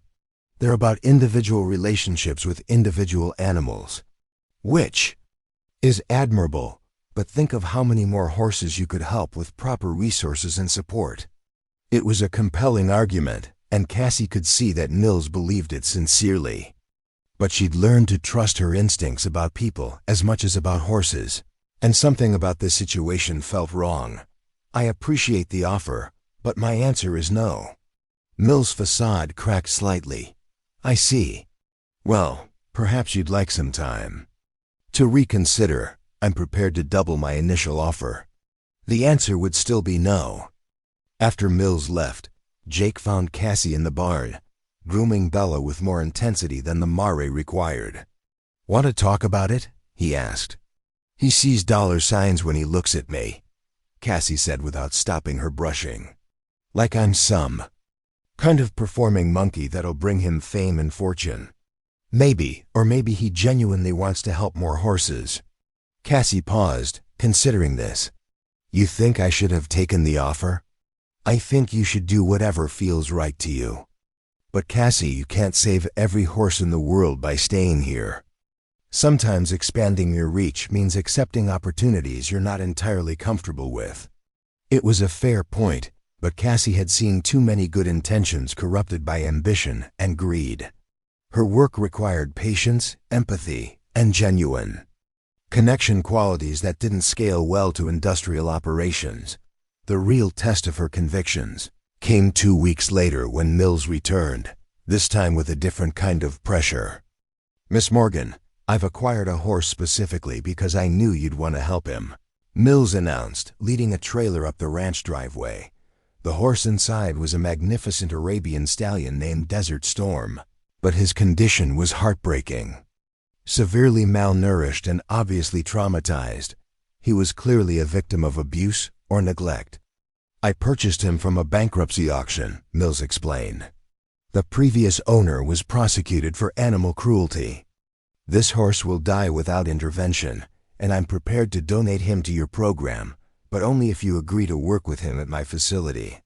It was emotional blackmail, pure and simple, but it was also effective. Cassie could see the stallion's suffering, could feel his desperate need for help. "You're using this horse's pain to manipulate me," she said quietly. "I'm offering resources that could save his life," Mills countered. "At my facility, he'd have access to the best veterinary care, the finest accommodations, unlimited time for recovery. And what happens when the cameras show up? When you want to demonstrate your prize trainer working with your rescue horse?" Mill's expression grew cold. "I'm offering to save an animal's life, Miss Morgan. If your pride is more important than that, perhaps you're not the person I thought you were." The accusation stung because it contained a grain of truth. Was she putting her own comfort ahead of an animal's welfare? Was her reluctance to leave Redwood Ranch really about maintaining the integrity of her work, or was it about fear of change? That night, she sat with Samuel on his porch, wrestling with the decision. "What would your grandfather have done?" Samuel asked. "He would have taken the horse," Cassie admitted. "He would have said that the animal's needs come first, always." "Then maybe you have your answer." But the solution came from an unexpected source. Jake approached them from the barn, having obviously been thinking hard about the situation. "What if we brought the horse here?" he suggested. "Not permanently, but for the initial rehabilitation. Mills gets to support the rescue without forcing you to relocate, and Desert Storm gets the care he needs in an environment where your methods actually work." It was a compromise that satisfied no one completely, but offered something valuable to everyone involved.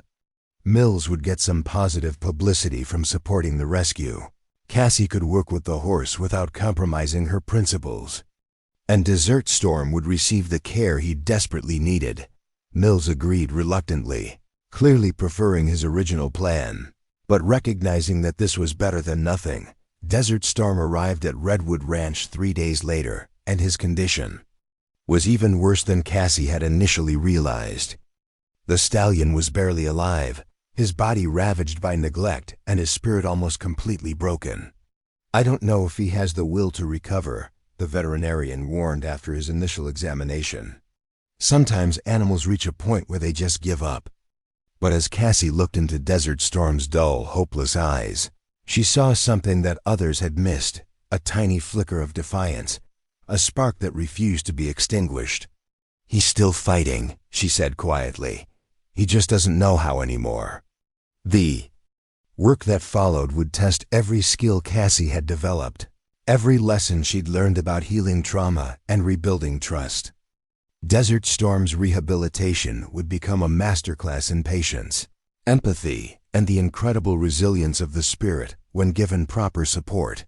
But more than that, it would prove that sometimes the most important battles weren't fought in arenas or on ranches, but in the quiet moments when broken souls decided to trust again. As Cassie began the long process of helping Desert Storm find his way back to life, she realized that her journey had evolved beyond simply proving herself as a rider or trainer. She had become something rarer and more valuable, a healer of spirits, human and equine alike. The ripple effects of her work were spreading far beyond Wyoming, touching lives and changing perspectives about what was possible when compassion met expertise. But the real measure of her success wasn't in newspaper headlines or lucrative offers. It was in the gradual brightening of Desert Storm's eyes as he slowly remembered what it meant to hope. 3 years had passed since Cassie first limped onto Redwood Ranch, and the transformation was complete, not just in her, but in everything she touched. Desert Storm stood in the morning sunlight, his coat gleaming with health, his eyes bright with intelligence and trust. The broken stallion who had arrived more dead than alive had become a magnificent example of what patience and understanding could accomplish. Today, he would take his first rider since his rescue. "You sure about this?" Jake asked, adjusting the saddle one final time. Cassie nodded, her hand resting gently on Desert Storm's neck. "He's been telling me he's ready for weeks. I just had to listen." The watching crowd was smaller this time, no cameras, no reporters, just the people who mattered. Samuel Redwood stood near the fence, his weathered face showing pride mixed with emotion. Thomas Morgan was there too, having driven down from his new position, managing a ranch in Montana. Even Dr. Chun had returned, not to study but simply to witness. Most importantly, Jake Sullivan stood beside the arena gate, no longer the skeptical cowboy who had once dismissed her as a liability. He had become her partner in every sense that mattered, both in work and in life. Their wedding was planned for the fall, a celebration that the entire ranching community was anticipating. "The first time I saw you work with a horse," Jake said quietly, "I thought you were going to get yourself killed. Now I know you were saving something that was already dead." Cassie mounted Desert Storm with the same grace she'd shown with Bella years earlier, but this moment carried deeper meaning. This wasn't about proving her abilities, those days were long past. This was about completing a journey of healing that had encompassed both horse and rider. Desert Storm responded to her cues with eager willingness, his movement fluid and powerful. As they circled the arena, Cassie felt the familiar joy of perfect communication between horse and rider, but it was enriched by everything they'd both overcome to reach this moment. Harrison Mills had flown in from Texas to witness Desert Storm's first ride under saddle since his rescue. His earlier attempts to buy Cassie's services had evolved into genuine respect for her methods, and his facility in Texas now employed 3 trainers who had studied her techniques. "Remarkable," Mills murmured to Samuel. 2 years ago that horse was given up for dead. Now look at him." But Desert Storm's recovery was just one part of a larger transformation. The Redwood Ranch training program had become a model for therapeutic horsemanship, attracting students from around the world. Cassie had established a foundation that paired rescued horses with people recovering from their own traumas, veterans with PTSD, accident survivors, anyone who understood that healing was a journey rather than a destination. As she brought Desert Storm to a halt in the center of the arena, Cassie saw the faces of all the lives that had been touched by this work. Marcus Webb, now head trainer at a rescue facility in Colorado. Peterson, who had opened his own therapeutic riding center. Even Dutch Brennan, who had grudgingly admitted that there might be more than one way to train a horse. Speech. Someone called out, and the small crowd took up the chant. Cassie dismounted and stood beside Desert Storm, one hand resting on his neck. When I first came here, I thought I was trying to get my old life back. I thought healing meant returning to who I used to be. She paused, looking at the faces gathered around the arena. But healing isn't about going backward. It's about discovering who you're meant to become. Every horse that's taught me to listen, every person who's believed in this work, every moment of doubt that we've overcome together, it's all led to this. Desert Storm nudged her shoulder gently, as if sensing the importance of the moment. The gesture drew laughter from the crowd, but also something deeper, recognition of the bond that existed between all living things when fear was replaced by trust. I used to think my accident was the worst thing that could happen to me, Cassie continued. Now I understand it was the thing that led me to my real purpose. Sometimes we have to be broken before we can learn how to help others heal. Jake stepped forward, his eyes bright with emotion. What she's not telling you is that this is just the beginning. We've been approved for a grant to expand the program statewide. Cassie's going to be training a new generation of therapeutic riding instructors. The applause was spontaneous and heartfelt. But as the crowd began to disperse and preparations started for the celebration lunch, Cassie found herself alone with Desert Storm in the quiet arena. "You know, boy," she said softly, stroking his neck, "when I first saw you, I thought I was saving you, but you saved me too. You reminded me that it's never too late to start over, never too late to trust again." Desert Storm's response was to rest his great head against her shoulder, a gesture of complete trust from an animal who had once believed humans were only capable of causing pain. That afternoon, as the celebration continued around them, Cassie and Jake walked to the hill overlooking the ranch. From this vantage point, they could see the entire spread, the barns and corrals where so many horses had found new chances at life, the training arenas where students learned to communicate with damaged animals, the pastures where rescued horses grazed peacefully alongside the ranch's regular stock. "Your grandfather would be proud," Jake said, following her gaze across the landscape. "I think he knew," Cassie replied. "Even when I was little, he used to say that some people were meant to be bridges to help others cross from fear to trust, from broken to whole." As the sun began to set over the Wyoming mountains, painting the sky in brilliant shades of orange and gold, Cassie reflected on the journey that had brought her to this moment. The girl who had been mocked for her limp had become a woman who helped others find their strength.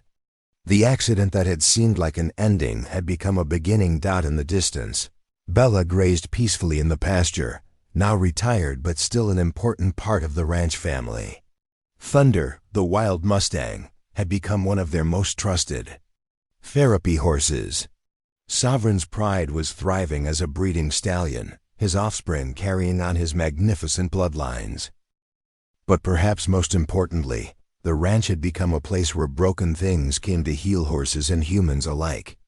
The therapeutic riding program served over 100 participants annually, from children with disabilities to veterans struggling with trauma.